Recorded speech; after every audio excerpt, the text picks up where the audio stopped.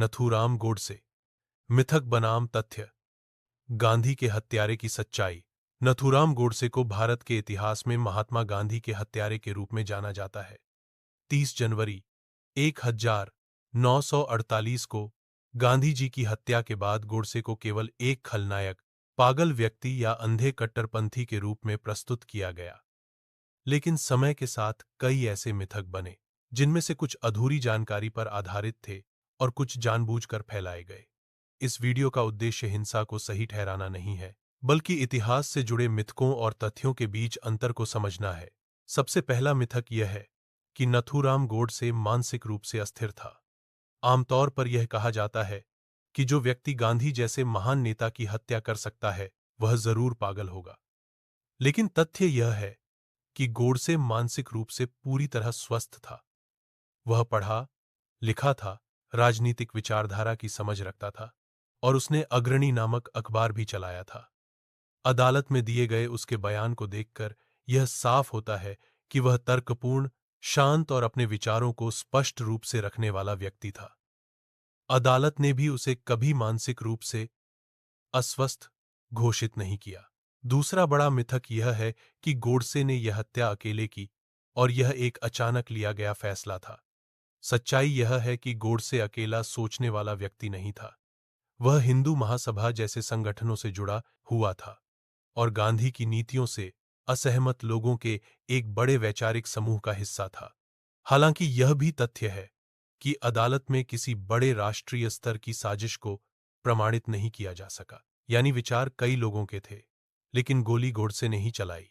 तीसरा मिथक यह फैलाया गया कि नथुराम गोडसे मुसलमानों से नफरत करता था।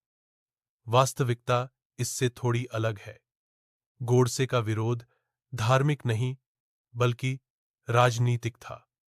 उसका मानना था कि गांधी की नीतियों के कारण भारत कमजोर हो रहा है, खासकर विभाजन और पाकिस्तान को लेकर।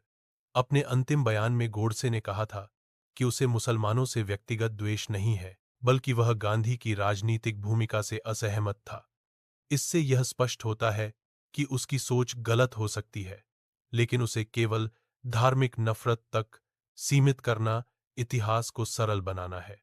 एक और बड़ा मिथक यह है कि गोडसे ने अपने अपराध का कोई कारण नहीं बताया, जबकि सच्चाई यह है कि उसने अदालत में लगभग 9 शब्दों का लंबा बयान दिया था, जिसमें उसने अपने विचार, तर्क और गांधी की नीतियों पर आपत्तियां विस्तार से रखीं।